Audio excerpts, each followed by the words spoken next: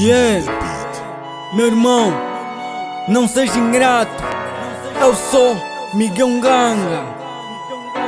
Tudo em linha, produções. Entre dois irmãos pode até haver guerra, mas se existir amor de verdade, o coração dará trégua. Amor de mãe é o combustível que capacita um ser humano a fazer o impossível. Irmãos unidos por um amor sem igual, são exemplos de uma ligação incondicional. Irmão não é uma opção, mas construir uma amizade com ele é a melhor escolha. Irmão, um nome sagrado, é ligação para a vida e a dádiva de Deus. Lealdade, amor, respeito, não há definição para a ligação de aço entre dois irmãos unidos. Amor de um irmão é como uma barreira, um murro inquebrável, ao mesmo tempo uma ponte com destino ao amor. Nossas brigas começam sem motivo e as pazes acontecem por uma razão.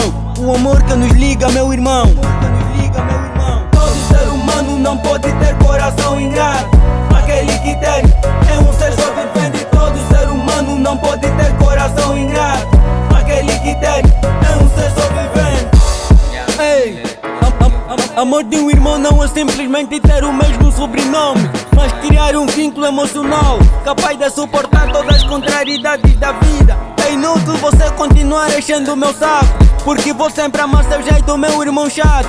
Irmão, sinônimo de amor, a relação mais leal que alguém pode possuir na vida. Lealdade e preocupação incondicional, e amor eterno é o que se espera de um irmão de verdade. Adoro vocês, meus irmãos caçula. Parabéns, meu irmão mais velho, que acaba de ficar mais velho ainda. Que seu dia seja tão incrível quanto a você. Eu só posso te dizer, só me resta agradecer. Só me resta agradecer. Todo ser humano não pode ter coração ingrato. Aquele que tem